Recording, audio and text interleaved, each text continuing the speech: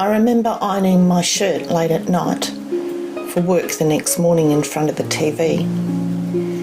I remember my program being interrupted with a news flash and footage of an explosion from near the top of the World Trade Center. I remember the confusion and the sound of panic in the voices of the reporters.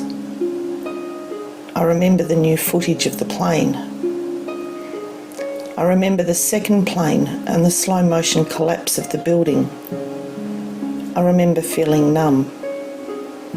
I don't remember burning my shirt.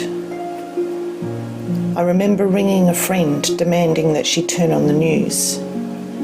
I needed a friend to see what I was seeing. I remember telling my young son about it in the morning before he went to school.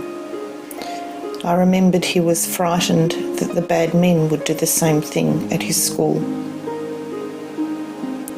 I remember the morning train commute, normally silent and sombre. I remember strangers talking to one another, passing the newspaper along the carriage. I remember the reverence found in a normally silent train journey. I remember arriving at work to the announcement that our New York office was gone, as were all the employees. These were my colleagues, and they were all dead. I remember sitting at my desk in silence, physically unable to cry. I remember collecting my son from school, still frightened, but also talking about footy. Children are resilient even at their most vulnerable, and they're all bundled into one miraculous package. I remember watching the news that night, and our Prime Minister was in Washington. I remember watching the news and the babies were being pulled out of the rubble. I remember watching the news when they said that Australia was on a high alert for terrorist attacks. I remember being startled by my son who had walked into the lounge room unnoticed. I remember the look on his face.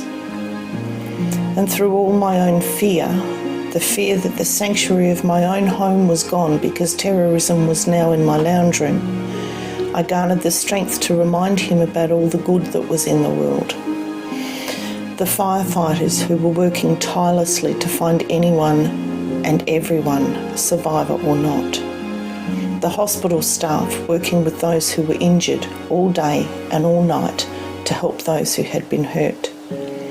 The ordinary people offering donations and clothes and refuge and support.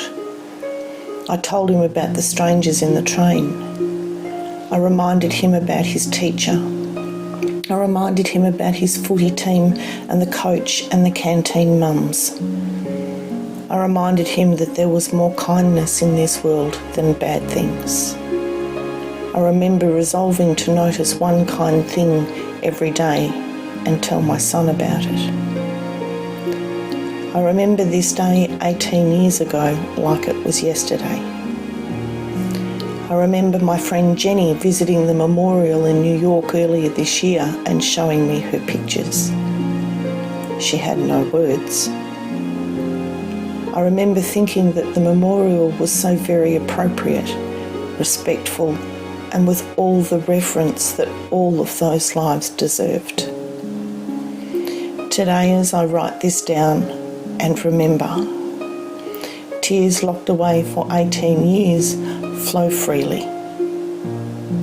And to everyone forever affected by those life-changing moments, I remember.